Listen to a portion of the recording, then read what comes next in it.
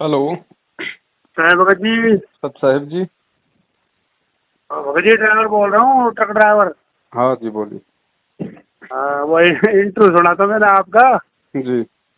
वो क्या बोलते हैं, वो शंका समाधान, तो वो 2 नंबर था, क्या था उसमें, आप सब दिखा रहे थे ना, इनके सब इनके कोऑर्डिनेटरों की गाली गलौज कर रहे हैं आपके साथ। हाँ जी, हाँ जी, हाँ जी। हाँ, तो मैं देख रहा था, मगर तो भाई ये कोई भगत लोग अब देखेगा जब तो देखने, तो क्या आपके बारे में ऐसी झूठी अफवाह कर रखी है कि भाई वो तो गुरुद्रोही है, ये है वो है। अब कोई अगर देख लेगा आपका ये पूरा का पूरा सब कुछ, तो आपके 1 मिनट में ही आपके सारी क्या नाम पता चल जाए कौन सही है कौन गलत है। देखना पड़ेगा भाई, जिसने भक्ति करनी है उसने हाँ, देखना तो पड़ेगा। वही बात होगी, जैसे हम कहते हैं ना भाई हमारा गुरु जी का सत्संग सुना करो, लोग बाग हाँ। सत्संग सुनते नहीं।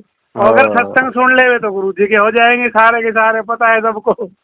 बस वो की वो कहानी हो रही है भगत जी। तो वो क्यों वो कहानी हो रही है, मैं तो आपकी इंटरव्यू देखा है ये सब। नहीं, ये तो गुरु जी वाली बात होगी सारी है। और ये जैसे जगत वाले कर रहे हैं, हमारे गुरु जी की झूठी बात सुनकर हमारे साथ विरोध करते रहते हैं ना, जी जी।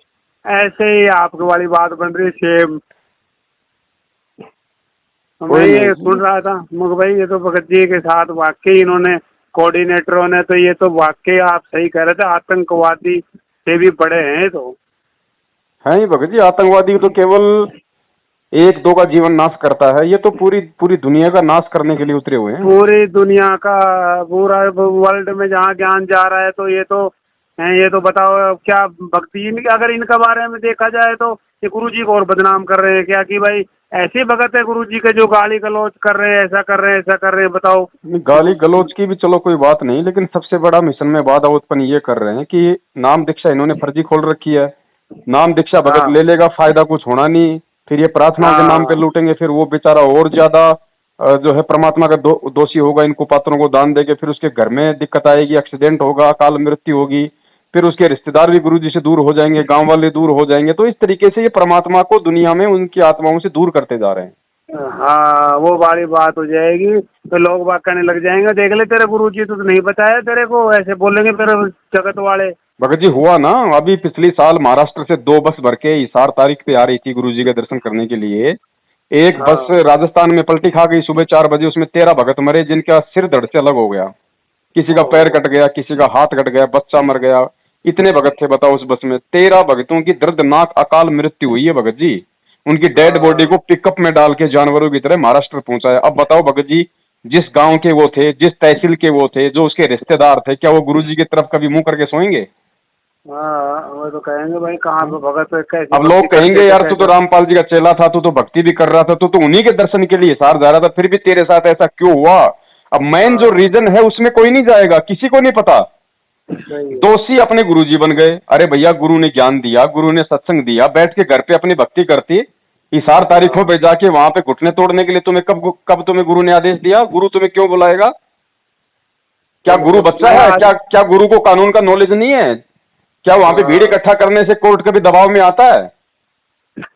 ये सारा षड्यंत्र काल के निमित्त बने ये सतलोक आश्रम मैनेजमेंट वाले, ये काल के चमचे। अब ये उसका पहले परिणाम ही सब देख लोग ले। भुगत रहे हैं। उधर गुरुजी बदनाम, बाहर गुरुजी बदनाम, अंदर गुरुजी बदनाम। भगत मर रहे वो एक अलग बात है।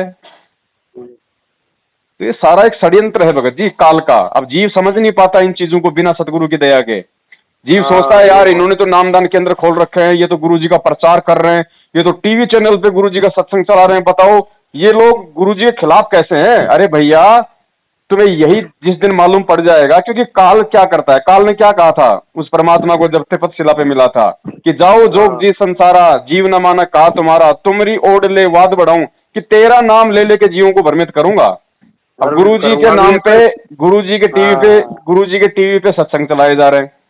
हाँ, अब भगत तो सोच रहे हैं कि गुरु जी का प्रचार हो रहा है। प्रचार हो मैंने रहा है, मैनेजमेंट सही। वाले कहां से हैं गलत? ये पवन तो झूठ बोलता है। अरे भैया, इसमें मैनेजमेंट का बहुत बड़ा स्वार्थ है। काल के 2 स्वार्थ हैं भगत जी इसमें। पहला स्वार्थ तो काल हाँ का ये है कि ये जितने भी जो काल एजेंट है, ये मैनेजमेंट वाले, ये कोऑर्डिनेटर, इनको भारी हाँ मात्रा में जो मतलब धन की प्राप्ति हो रही है। इनको पता है कि एक 10 रुपए की पुस्तक मार्केट में बेच के और 10 रुपए भी खरीदने वाला हमें वापस दे देगा उस पुस्तक को पढ़ के, क्योंकि ज्ञान उसमें परमात्मा का है। जीवात्मा परमात्मा से जुड़ने के लिए आकर्षित होती है। अब वो जुड़ेगी कहाँ पे? उसी टीवी चैनल पे वो नंबर देखेगी, उन्हीं पुस्तकों में नंबर देखेगी। नंबर इन काल एजेंटों के, गुरु जी का आदेश नहीं, फर्जी नामदान के अंदर खोल खोल के ये लोग बैठे हुए हैं। वो बेचारा क्या करेगा? उसको थोड़ी पता है क्या घटना है, क्या सही है, क्या गलत है। वो तुरंत आके नाम दीक्षा ले लेगा, नाम दीक्षा लेके अपनी भक्ति करेगा। फिर कुछ दिन बाद में फिर वो नामदान केंद्रों पे जाएगा, किसी कोऑर्डिनेटर से मिलेगा, उनको 100, 50, 200, 500 रुपए उनकी दान पेटी में डालेगा। अब वो नाम लिया वहां तक ठीक है, भक्ति कर रहा था वहां तक ठीक है, लेकिन जैसे ही उसने इन कुपात्रों को दान दे दिया अनजाने में, हाँ, वो धर्म वो वाले सही वो कुपात्रों को दान देते ही उसके कर्म बिगड़ने शुरू हो गए, और जैसे उसके कर्म बिगड़ने शुरू हुए वो परमात्मा की मर्यादाओं से दूर हो गया। अब उसको समझ में नहीं आएगा बिल्कुल भी। वो सोचेगा मैं तो भक्ति कर रहा हूं, मैंने जहां से नाम लिया वहीं मैं तो दान दे रहा हूं, मैं तो गुरुजी के नाम पे दे रहा हूं। वो दान इन कुपात्रों को दे दिया। कुपात्रों को दिया हुआ दान भगत को हमेशा परेशानी में डालेगा। फिर वो भगत क्या करेगा? यार चक्कर क्या हुआ यार? फिर उसके घर में आपत्ति, उसके शरीर में आपत्ति, उसके परिवार में आपत्ति। फिर वो सोचेगा यार मैं बात क्या हुई यार, मैं भक्ति भी कर रहा हूं, मैंने कोई मर्यादा भी भंग नहीं करी, मैं तो दान भी कर रहा हूं। फिर वो इन्हीं के पास आएगा, क्योंकि और तो कोई सॉल्यूशन है नहीं इस ज्ञान का। जिसके पास सॉल्यूशन है वो है जेल में, तो आएगा कहां पे? इन लोगों के पास में। इनको अपनी परेशानी बताएगा। ये ठग क्या करेंगे? फिर ऊपर वाले पंडों के नंबर देंगे, जैसे गांव में बैठे हुए पंडे हरिद्वार में भेज देते हैं वहां पे लोगों को लुटने के लिए। तो ये नीचे वाले जो पंडे हैं, ये कोऑर्डिनेटर, नामदान संचालक, ये जो हिसार और दिल्ली में जो पंडे बैठे हैं, जो ऊंचे लेवल के मैनेजमेंट के, उनके नंबर देंगे। वो बेचारे वहां पे प्रार्थना लगाएंगे, भैया मेरे घर में तो ये आपत्ति आ गई, मैं तो भक्ति भी कर रहा हूं, मेरी गुरुजी से प्रार्थना लगाओ। गुरुजी की प्रार्थना के नाम पे वो क्या करेंगे? भैया ज्योति करवा दो, पाठ करवा दो, और ज्यादा उसके ऊपर भार पड़ेगा। वो बेचारा ज्योति करवाएगा ये सोच के कि मेरा अच्छा होगा, लेकिन वो ज्योति का पैसा फिर इन कुपात्रों को देगा। ये कुपात्र फिर उस पैसे से गाड़ी घोड़े अपने मकान बनाएंगे, अपने ऐशो आराम में लगाएंगे।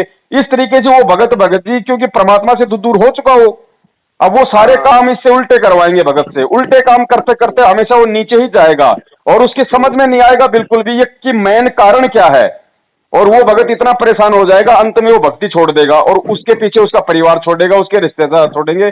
यही कारण था भगत जी महाराष्ट्र में जो 13 भगत मरे थे, वो बेचारे भक्ति भी कर रहे थे, वो अपनी तरफ से मर्यादा भी निभा रहे थे, लेकिन साथ में इन कुपात्रों के आदेशों पे हिसार जाके, इन कुपात्रों के आदेशों पे रक्तदान देदान करके, इन कुपात्रों के आदेश पे इनको ज्योति पाठ का पैसा देके वो उल्टा परमात्मा के विधान से दूर हो रहे थे भगत जी। जिस कारण से परमात्मा ने उनको कोई राहत, कोई लाभ नहीं दिया। वरना गुरुजी ने भगत जी सत्संग में ठोक के बोल रखा, दास के पास में वो सत्संग है, दास डाल देगा आपको। परमात्मा कह रहे मेरे भगत की ऐसे मृत्यु नहीं होती जैसे काल प्राणियों की होती है। एक्सीडेंट में परिवार मर जाते हैं। गुरुजी ने कहा कि जो मेरा भगत है, जो ये भक्ति कर रहा है, उसकी इस दुर्गति से मौत नहीं हो सकती। तो ये सारा षड्यंत्र काल का इस तरीके से भगत जी। अब भगत इसको समझेगा कैसे? अब वो हमारे जैसों के संपर्क में आएगा, कोई उसको सच्चाई बताने वाला होगा। अब ये सच्चाई जन जन तक ना पहुंच जाए, इसलिए काल का ये षड्यंत्र है कि हमारे को गुरुजी का झूठा आदेश बता के गुरुद्रोही घोषित करवा दिया, ताकि भगत लोग डर जाएंगे कि गुरुजी का आदेश है, अगर पवन से बात कर ली, वीडियो देख लिए तो नाम खंड हो जाएगा। अरे पवन दास को जो तुम्हें ये आदेश दे रहे हैं कि पवन दास को बात करोगे, वीडियो देखोगे, नाम खंड हो जाएगा, तो ये आदेश देने वाले कोई भगवान तो है नहीं, ये भी अपने आप में एक भगत ही है। तो ये जब ये खुद ये लोग जब पवन दास को माँ बहन की गालियां निकालते हैं, पवन दास को लट्ठू से मारते हैं, तब इनके नाम खंड नहीं होते, और संगत का नाम खंड हो जाएगा खाली वीडियो देखने से, सच्चाई देखने से। तो भगत जी, भगत समाज को अब तैयार होना पड़ेगा। ये बालक बुद्धि अब छोड़नी पड़ेगी।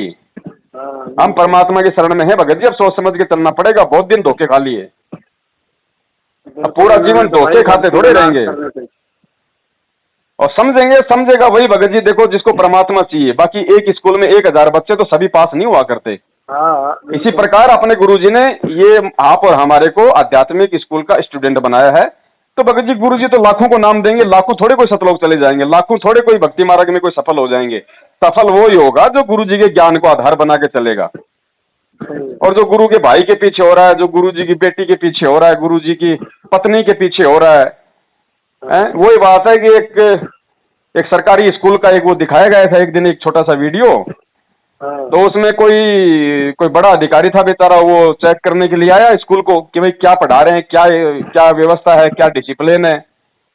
वो आया तो मास्टरों में हड़बड़ी मच गई, तुरंत बच्चों को बैठा दिया इधर उधर से। एक बच्चे से उसने सवाल पूछा, भैया भारत, उसको मास्टर को तो बाहर भेज दिया।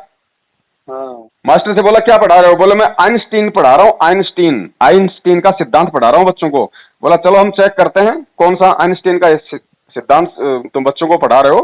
बोला आप तनिक बाहर चलिए, मास्टर को बाहर भेज दिया। वो अधिकारी कुर्सी पे बैठा, एक बच्चे को खड़ा किया, पांचवी छठी की थी स्कूल। तो बच्चे से पूछा भैया भारत का प्रधानमंत्री का नाम क्या है? तो बच्चा बोला जी रामलाल। अच्छा। बोले रामलाल? बोले सही से बता क्या नाम है भारत के प्रधानमंत्री का? बोले बोला ना रामलाल। अब बच्चे हंसने लग गए। टीचर ने कहा रे भैया वो अधिकारी बोला नालायक क्या पढ़ता है तू, मैं तेरा नाम काट दूंगा, तेरे को इतना भी नहीं पता? बोला काट दे मेरा नाम काटेगा ये, मैं कौन सा यहाँ पे पढ़ने के लिए आता हूँ, मैं तो भैंस चराया करता था, ये मेरे को जबरदस्ती पकड़ के ले आए। बोले तेरे को 10 रुपए देंगे, बोले आज अधिकारी चेक करने के लिए आएगा। तो वो अधिकारी ने बोला बैठ जा। फिर उसको मास्टर को बुलाया, मास्टर को उसको धमकाया, बोला तेरी नौकरी खतरे में है, बोला मैं तेरे को सस्पेंड करवा दूंगा, तू ये फर्जी बच्चे लेके आता है यहाँ पे। बोला जा करवा दे फर्जी, तेरे जैसे बहुत आते हैं, मैं कौन सा असली मास्टर हूँ, मेरा भैया तो मतलब शादी में गया हुआ था, उसकी जगह मैं आ गया है। अब वही बोले तो सारा सिस्टम ये तो खराब हो रहा है। फिर वो हेडमास्टर के पास में गया। अब हेडमास्टर को धमकाया सारा काम किया। तो हेडमास्टर ने उसको क्या किया कि अब अपनी जेब से नोटों की गड्डी निकाल के रख दी उसके आगे और कहा साहब देख लो जो भी कुछ बनता है। भाई मैं तो कोई हेडमास्टर हूं नहीं, मैं आज जो है मतलब की फसल की कटाई थी तो भैया ने कहा कि आप चले जाओ और साहब आए तो थोड़ा सा उनका सेवा पानी आप कर देना है। तो फिर वो बड़ा चिंतित हो गया, बोलिए तो सारा सब कुछ यहाँ पे तो बोले फर्जी सिस्टम है। बोले साहब ले लो, बोले साहब ले लो पैसे। अब उस अधिकारी ने जेब में पैसे डालते हुए कहा कि अच्छा हुआ आज मेरा मामा शादी में चला गया और उसकी जगह मैं आ गया, वरना सब लोग डिसमिस होते आज तुम। तो भगत जी ये तो पूरा सिस्टम भ्रष्ट है, कोऑर्डिनेटर से लेके गुरुजी के लड़के लड़कियां जवाई परिवार भाई बंधु चाचा भतीजे ये सारे के सारे फर्जी हैं भगत जी। भगत कोई नहीं है, खाली भगत का तो एक मतलब इनके ऊपर में लेबल लगा हुआ है, भगत बस भगत लेबल, बाकी अंदर से भक्ति का कोई गुण नहीं है। बिल्कुल नहीं, सही कह रहे हो भगत जी। ये तो आपने जब वो बताया वर्ल्ड कोऑर्डिनेटर का भी ऐसा हाल है, उससे छोटे का भी यही हाल है, नीचे से नीचे। एक दिन मैं इस तरह गाड़ी लेके जा रहा था तो एक भगत जी है अपना MP में पढ़ता है, वो कह रहा था मेरे से, मैं कभी कभी निकलता हूँ तो वो चाय पानी वहाँ पी के निकलता हूँ, तो बोला भाई भगत जी ऐसा ऐसा दबाव आता है हमारे कोऑर्डिनेटरों का हमारे ऊपर, ऐसा करो वो ऐसा करो। मैं बोला भाई जैसा करेंगे वैसा भरेंगे, भगत जी तू तो अपनी भक्ति कर। सही है। वो पुराना भगत है कोई, वो अपना एक उसके पास है दुकान है रोड के ऊपर ही है, मेरी गाड़ी आती जाती है तो मैं मिलता हूँ उससे। तो मेरे समझ में नहीं आया, मुझे यार कोऑर्डिनेटर क्यों परेशान करते हैं तुम्हारे को, जब तक मैंने आपकी इंटरव्यू ये सुने नहीं थे कुछ भी जो था जी। मुझे यार ऐसा तो क्या हो सकता है, क्यों परेशान करते हैं इसको। जब अब मेरे समझ में आई हाँ तो क्या है कि उनको समझ क्या उनको नामदान वो केंद्र वाले उनको मांगते होंगे भाई चौथी पाठ करवा, ये करवा वो करवा, नहीं तो तुम्हारा ये कर देंगे, नाम काट देंगे, ऐसे कर देंगे, उनको पर दबाव डालते हैं। ऐसे तंग किया जा रहा है इनको भक्तों को। कर हम तो संपर्क में इतने नहीं आते क्यों, गाड़ी घोड़े पे रहते हैं, नामदान केंद्र अपने एक आध कोई जो है उन पे कभी कभार की संपर्क कम पड़ता है, लेकिन भगत लोगों एक दो ने बताया कि भाई साल में 2 पाठ करवाओ, ये करवाओ, ज्योति करवाओ। तो एक आध भगत तो मैंने कहा यार भगत जी ऐसी ऐसी बात है, अपने गुरुजी ने तो कहा, तो हमने सत्संग सुना है गुरुजी में तो ऐसे बताता है कि भाई काल का तो आदेश ऐसा है, एक दूसरे को एक मारो तो दूसरा उल्टा मारो, और हमारे परमात्मा का कबीर का तो आदेश ऐसा है, परमेश्वर का तो भाई जो तो कु काटा बोवे तू आकू वो फूल। सही। और हमने आज तक ये देखा ही नहीं बरवाड़ा के अंदर वो भाटा मार रहे हैं, बम बना रहे हैं, ये तो गुरुजी का तो आदेश नहीं हो सकता। सारा षड्यंत्र काल का था भगत जी, काल का षड्यंत्र था, इसको समझना केवल ज्ञान से है। एक सत्संग में मैंने गुरुजी ये भी सुना था, गुरुजी कह रहे थे कि भाई भक्तों तुमने लड़ाई झगड़ा ना करके मेरी आत्मा गदगद कर दी और उनका तो पतन हुआ पड़ा है, ऐसा गुरुजी पे कह रहे हैं कि लड़ाई के बारे में तो कह ही नहीं सकते कि लड़ाई करो ऐसा करो ऐसा करो। भगत जी ये तो सोचना भी महामूर्खता होगी कि हम अपने सतगुरु के प्रति इस तरह के सोचें। जब ये करसा कांड हुआ था 2013 और वहां से जब सकुशल भगत लोगों ने शांति दिखाई, हालांकि मैनेजमेंट वालों ने करने को तो बदतमीजी वहां भी खूब करनी चाहिए थी, लेकिन वो तो परमात्मा की दया थी, ये लोग नहीं कर पाए। ये लोग अंदर से पूरा सिस्टम तैयार करके बैठे थे वहां पे 2013 में भी करोथा के अंदर, लेकिन परमात्मा की रजा हुई, सकुशल भगत लोग वापस आ गए। और जब वापस आए तो गुरुजी ने कहा था वहां पे सत्संग में, जब शाम को परमात्मा ने रात में बरवाला में सत्संग किया ना, तब परमात्मा ने कहा था कि बच्चों तुमने जो साधुता दिखाई है ना, तुम लोगों ने मेरी आत्मा गदगद कर दी, और बच्चों आगे भी ऐसे ही साधुता दिखानी है, ऐसे ही साधुता दिखानी है। गुरुजी ने कहा कि भगत का एक लक्षण होता है, वो गलत कुछ करता नहीं और वो किसी से डरता नहीं।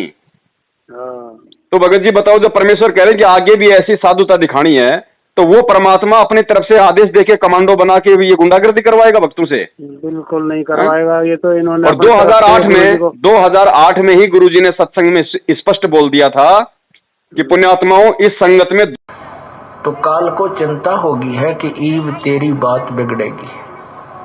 जो आज तक झूठा संदेशा भिजवा रखा था जनता में, अब ये पोल खुल रही है।